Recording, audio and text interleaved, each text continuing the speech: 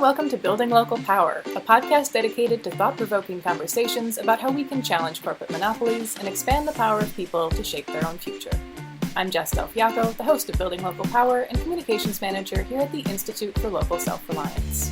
For 45 years, ILSR has worked to build thriving, equitable communities where power, wealth, and accountability remain in local hands.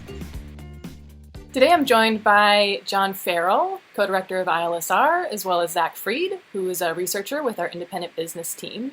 And we are going to dive into ILSR's latest report, which is a massive, Zach, would you say year-long project? More than a year? We had the idea for it about a year ago, and there were kind of pauses as things came up. But yeah. It's been gestating for in many ways. It's the result of 40 years of work. Yeah, there you go. So this report is called "Fighting Monopoly Power: How States and Cities Can Beat Back Corporate Control and Build Thriving Communities." So Zach, can you talk about why? I mean, your team led the charge on this, but we cover many different sectors, so all of ILSR contributed to it. Can you talk about why we decided to create this guide? And why is it focused at the local level rather than the federal policy level? For sure. So a couple of things. First of all, to my knowledge, ILSR hasn't done a kind of project where we unite all of the different initiatives. And that was, I think, part of the impetus behind getting started on this guide, is to sort of combine all the institutional knowledge that we have at the Institute into a single unified work. The other driving force behind the guide was the sort of history of economic policy making since mid-20th century, I want to say, has been very heavily focused on federal policy in terms of, where power lies and where a lot of the big decision making has taken place. And if you think about it, hasn't really been a positive thing for most people in America. A lot of the federal economic policy making decisions that have taken place have resulted in poverty and inequality and the decimation of main streets and local businesses and further consolidation and empowerment of big companies. And kind of we're starting to see the logical conclusion of all that federal economic policy making in what's happening as COVID-19 is hitting our country. You're having local businesses are shuttering, and big tech companies like Amazon and other big retailers like Walmart are kind of poised to be the only kinds of institutions with power that are left. Is there a particular precedent for states or cities fighting monopoly power that we've seen in the past? Yeah, definitely. The first labor and antitrust laws passed in this country were passed on the state level. And similarly, the kind of political energy that it took to pass them on a federal level began with the states. That's really another big reason why we decided to write this guide, because we find ourselves in a situation where there's kind of a real vacuum when it comes to progressive economic policy making that reorients power into the hands of ordinary people. And so, yeah, we wanted to give state and local policymakers kind of a how-to so that they can start doing the work of restructuring the economy to work for ordinary working people. I would like to add just a little bit on institutional history here too. We did do one kind of collective project like this before, and it's the video that you see on the About Us page of ILSR's website about breaking the chains of corporate power and building local power. And so what I see this as is like the final fruition of that 6 or 7 years ago project, where we first really recognized that there was this common theme running through all of the research that we were doing. We've always, for over 40 years, been focused on helping communities strengthen their local economies across these different sectors that we work in. But we came to this understanding of, this issue of corporate concentration and monopoly power is really pressing in all of these different areas at the state and the federal level. So the video was like the first chance we took to articulate that clearly that we saw that theme across. And I see this as us finally being able to say with some really good data and some really good evidence that it is happening, and that there are things that we see across all of these different sectors that states can do to push back against corporate concentration. The introduction to the guide says that too often policymakers try to alleviate symptoms, and that this guide deals with the root problem. So this could be a question for either of you, but could you unpack what the root problem is, and why do policymakers often avoid it? The root problem is, well, there are a lot of different problems, but one of the biggest ones is, corporate capture of our policymaking process. So we have too much influence from corporations in the only way that we really have to control corporations. Like, we have this sort of feedback loop going on, and that we, like, the policy tools that we could use perhaps at the federal level are ineffective due to corporate influence in politics. Is that kind of what? Totally. It's that, and it's also kind of path dependence from decades and decades of deference to private power. A good example of this is the Dodd-Frank Act that came out of the aftermath of the 07-08 financial collapse. There you had like a lot of very complicated, difficult to understand, in some cases kind of watered down half measures that, as we see now, has been easily undone by a hostile presidential administration. It's very different from the kinds of things that were passed to check the power of like the railroad and oil and steel monopolies of the early 20th century. These earlier laws were written in ways that like people could understand and read easily, and they were very kind of blunt instruments. And we have sort of moved away from that way of making policy as lawyers and economists have come into power, and sort of we've deferred to the technocratic expertise of people who aren't necessarily interested in reorienting power in a fundamental way, but just kind of eating away at the edges of things. I like what you're saying there, Zach, but I think I would even go a little bit further in saying that I think we have sort of a naive belief that we can make our federal government powerful enough to overcome the shortcomings of our failures at economic regulation to keep companies competitive and small enough. We have decades of, as Zach was saying there, the deference to elites and technocrats to successfully control the power of corporations that we've let grow really big. We took our foot off the brake in terms of allowing corporations to grow in size, and you see this in the guide in the discussion of electric utilities, in retail companies, in these internet giants. And so they have all this influence. We know they do, and it's because they're big. And the funny thing is that we let them get big deliberately by refusing to intervene in a way that we actually had been doing.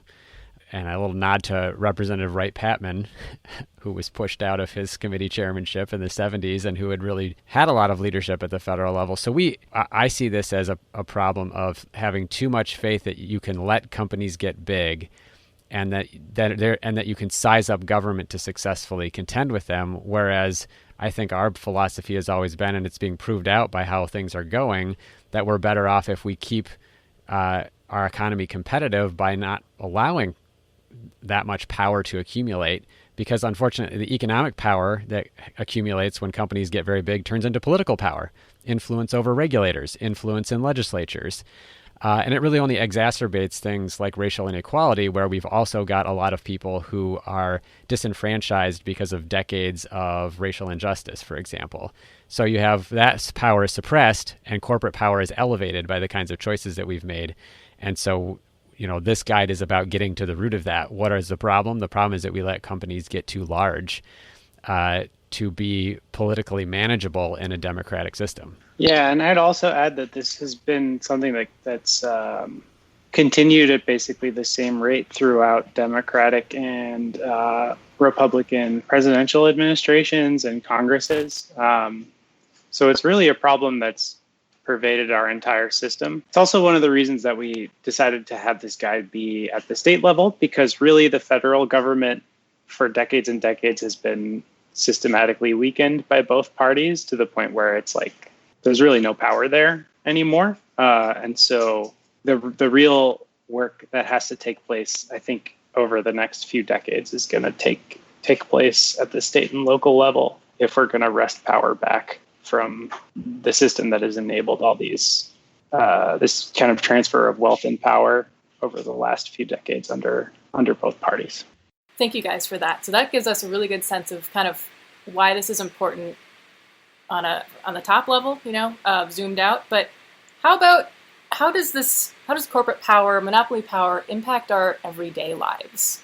Like for me, or many consumers, I might say well, groceries are going to be a lot cheaper if I go to Walmart instead of going to the grocery store on the end of my block. So that seems like it would be good for me. Obviously, that's not really the case. So could you guys talk about how this hurts us every day and individuals? Well, I'd love to at least dispel the myth that Walmart, because they're good at advertising that they're inexpensive, is actually cheaper. Because if you actually look at some investigative reporting on who's inexpensive around groceries, it's not actually true that you're going to save money at Walmart. They'll have a few loss leader items that get you in the store. Well, certainly being able to advertise at that scale is part of the whole problem. Absolutely. So they're able to, with their size, advertise the crap out of the fact that they are potentially less expensive than other places you would shop. So I think that obviously is one piece of it. I'll just give an example in the electricity sector. Most people don't think a lot about who they get their electricity from, because in most states you don't get to pick. You just have one electric provider when you move into an apartment or a house, and you just sign up with them. Well, these utilities have actually been merging with one another. So they used to be kind of regional and state level utilities. There's, for example, Madison Gas and Electric is an investor-owned utility, but it's owned by shareholders. But it basically just serves the city of Madison, Wisconsin. And that's what all utilities used to look like. And now there are ones that span multiple states and serve over 10 million customers compared to tens of thousands of customers. And what they've become really successful at is that they have these lobbying arms of their corporation that get very efficient because they operate in multiple states. And so they've got all these lawyers who can kind of parachute into all these different state regulatory things and allow them to do things make plans for new power plants that maybe aren't quite necessary, but they're really experienced at convincing regulators that they are. And so your electric bill is definitely higher in a lot of cases because the one utility company that you can select is very successful at convincing regulators that the things that they need in order to benefit their shareholders are things that you need and should pay for. Yeah, it's also true in the pharmacy sector. You are seeing local independent pharmacies vanish across the U.S. And in many cases, you're seeing areas that have been termed pharmacy deserts, where there's no pharmacy within an easy distance. This is an especially bad problem now that we're facing a pandemic that's ravaging the globe. For example, since 2013, more than 400 pharmacies have closed in just Ohio. There was a 2018 study from the University of Iowa that found that 600 rural communities had lost at least one retail pharmacy in 2013 and had none 15 years later. So from 2013 to 2018, in 600 communities, there were no pharmacies. And part of the reason this is happening is because you have these companies called pharmacy benefits managers, which basically administer drug benefits for health plans. And reimburse pharmacies for the cost of a drug on behalf of a health plan. There are 3 big PBMs, pharmacy benefit managers, and they've grown big through mega mergers that have taken place since the 1990s. And one of the byproducts of their market power is they've been able to kind of decide winners and losers in the pharmacy space. And unsurprisingly, because of the fact that these PBMs are by and large owned by chain pharmacies, we've seen a lot of the independent, smaller pharmacies that are consistently rated higher on things like wait times and even drug prices disappear across the country, while chain pharmacies like CVS have popped up on pretty much every corner of every community. So that's one of the ways that federal policy, in this case, lacks merger enforcement and encouraging consolidation in the healthcare field has led to the kind of decimation of local economies. I'll offer one other example, I think, that probably is very familiar to most people, is most people pay a cable bill, whether it's for internet and TV or just for television. And if your cable bill's been going up, it's because of this problem. It is because cable companies, ever since the federal government deregulated them, have merged into giant companies where they control both the content, like the channels, as well as the wires that get to your home. And so they have the freedom to continue to jack up prices. So I'm actually in a novel situation in Minneapolis where we have an independent internet provider that does fiber internet that competes with Comcast and CenturyLink and whatever with fast service. And in fact, they just compete with Comcast because there's only two companies that can actually offer fast service. But I actually have affordable internet, and you can even get affordable prices from Comcast because they have to compete with USI, this small internet company. So I think that's a place where most people see that as a problem and feel powerless to do anything about it. But we could, through state and federal government, take action to make broadband access and make cable access more affordable. Could either of you talk about the ways communities have been successful and why? Communities or states, I suppose. Definitely. So there are a good example of a state that's been successful in keeping corporate power at bay is North Dakota in the pharmacy sector as well. North Dakota has a law that in order to own a pharmacy, you have to be a pharmacist. And as a result, there are far fewer chains, and North Dakota is among the states with the lowest drug prices. And I believe more pharmacies per capita as well. So you have better service in terms of more accessibility to pharmacies for a state that's relatively rural. Mm-hmm. I feel like ILSR could have a whole initiative that's just like the secrets of North Dakota, the things you didn't know about this state that you might not think about. Yeah. Another good example is in the banking sector in North Dakota. North Dakota has a state-owned bank, and as a result, they're able to have a more thriving independent business ecosystem. Small businesses are able to go to the state-owned bank instead of one of the mega banks for loans, and as a result, they have a much healthier independent business ecosystem in the state as well.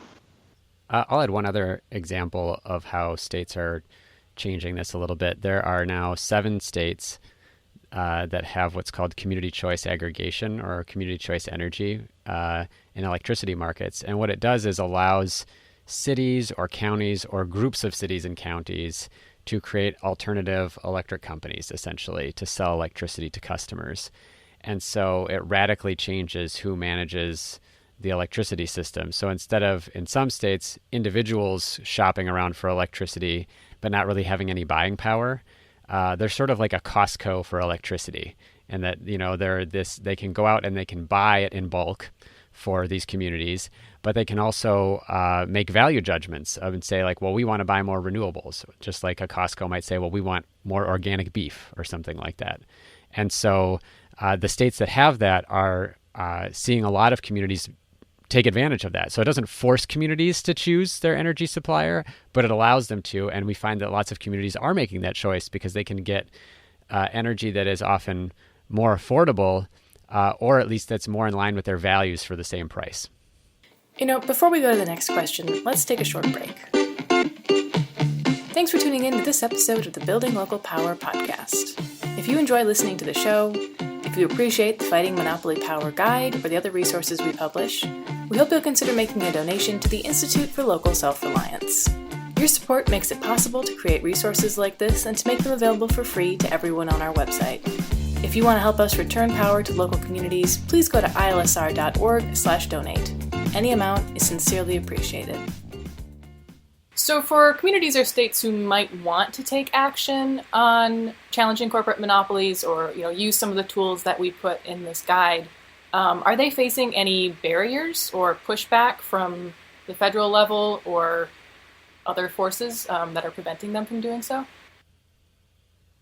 Well, we've definitely seen in internet service that the federal government has not been particularly helpful in overturning states that have preempted local governments from doing stuff. So it's sort of this interesting multi-layer federalism experiment where you have cities that are saying, we want to solve internet affordability problems.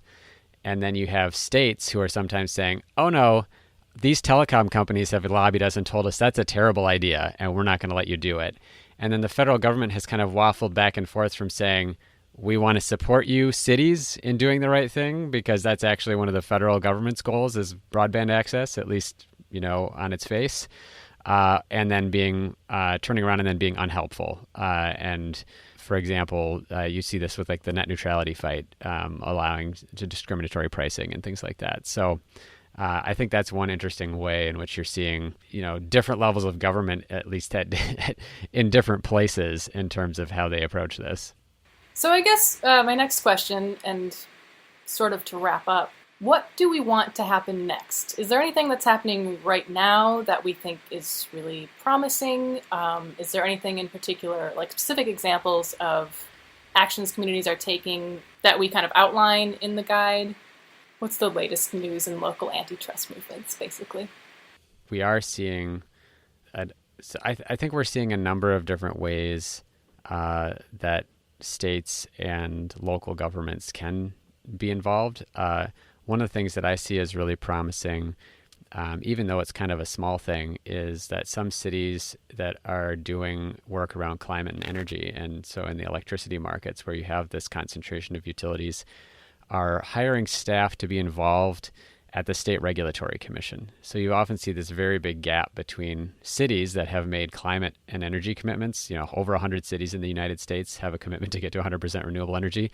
They don't regulate energy. They often don't own the utility. I think 4 or 5 of them own their own utility. And so the fact that they're recognizing that they need to be in that space and in that conversation at the state level is really important. And it's also cool to see that even on their lobbying agenda, which usually includes things like, hey, local government aid or money for police or something like that, that the cities are now talking about energy as a way in which they want to interface with state legislation and state government. We also have seen some antitrust action actually against utilities. It wasn't initiated by states, but it could be. But in Arizona, Salt River Project, which is a fairly large utility, imposed really significant fees on rooftop solar customers, and only rooftop solar customers, under the bogus claim that they were costing them a lot more money to serve those customers. And you're, as a utility, you're not allowed, even though those customers are buying less energy from you, if you're a monopoly, you are not allowed to punish them for that. Like, it is the right of every customer to generate energy from solar if they want to take advantage of that sun that falls on their property. And so there's an antitrust case against them, which is really fascinating, because in the utility sector, there's a bunch of laws sort of like protecting utilities from antitrust when they're granted a monopoly by a state. And this is one of those exceptions where customers have a right to produce their own energy, and the utility is essentially forcing them not to by saying, we're going to penalize you financially. And the U.S. Department of Justice actually just joined in that case, in that antitrust case in Arizona. And it's something that, for example, states attorneys general could also join in and participate in. So we are seeing some examples of stuff like that can happen. And it's really it's a totally new avenue in the energy sector. We haven't seen a lot of antitrust action because, generally speaking, these utilities with the state-granted monopolies have been kind of shielded from antitrust. And now people are starting to say, oh, but there are ways now in which this market is changing, in which people can produce their own energy, and therefore we need to actually think about antitrust again.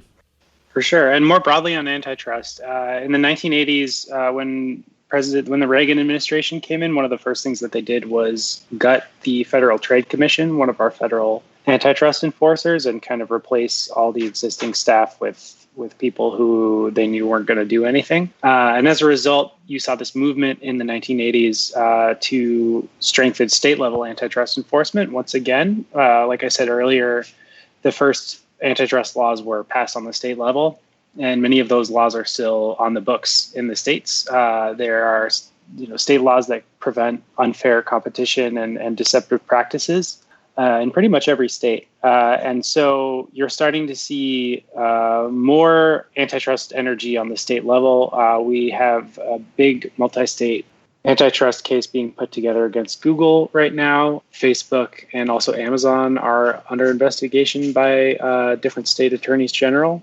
And I think as we see more kind of movement on the state level like this, we're going to see more funding for these AG offices, many of which have sort of been allowed to wither away. And yeah, it's really exciting to see states take on these big tech companies in the way that they have over the last couple of years. And it seems like it's only going to keep trending in this way.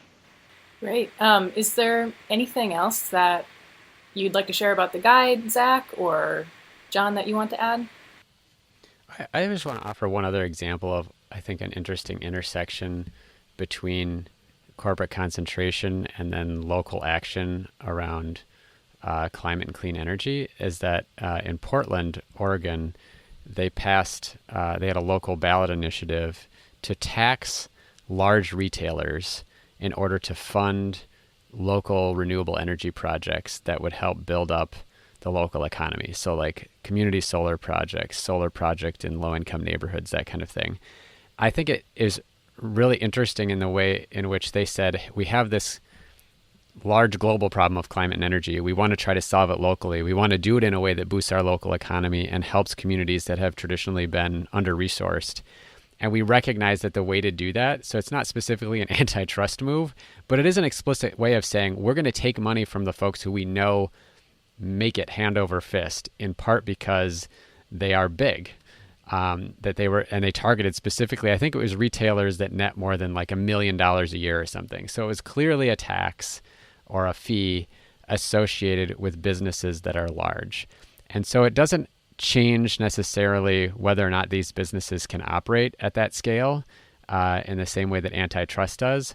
But I think it's a recognition of the fact that this is the right issue that we're facing, that it is the size and power of these corporations, and that if we want to be able to have thriving, equitable communities, that we need to get those resources from those big companies and redistribute them back into our communities. Zach, anything else? You should check out the guide. We worked really hard on it. There's tips for state policymakers to deconcentrate corporate power in the banking, broadband, electricity, food and farming, pharmacy, small business, and waste sectors. So if you're interested in any of those policy areas, definitely give it a read. Yeah, we've talked up how big it is, but these sections do stand alone. So if you only want to read about, waste policy or broadband policy, you can just click on that. And we will definitely have the guide linked on the show page for this episode, but it's also kind of plastered all over our homepage of our website. And I think the URL is ilsr.org/fighting-monopoly-power. So we've made it very easy for you to find. I hope everyone will check it out. And with that, thank you guys for joining me. Thanks, Jess. Thanks for having us. And thanks everyone for listening. Thank you for tuning in to this episode of the Building Local Power podcast from the Institute for Local Self-Reliance. You can find links to the report and everything else we discussed today by going to ilsr.org and clicking on the show page for this episode. That's ilsr.org. While you're there, you can sign up for one of our many newsletters and connect with us on social media. Finally, you can help us out with a gift that helps produce this very podcast and supports the research and resources we make available on our website. You can also help us out by rating this podcast and sharing it with your friends on iTunes or wherever you find your podcasts. This show is produced by Zach Fried and me, Jess Del Fiacco. Our theme music is Funk Interlude by Dysfunctional. For the Institute for Local Self-Reliance, I'm Jess Del Fiacco, and I hope you'll join us again in 2 weeks for the next episode of Building Local Power.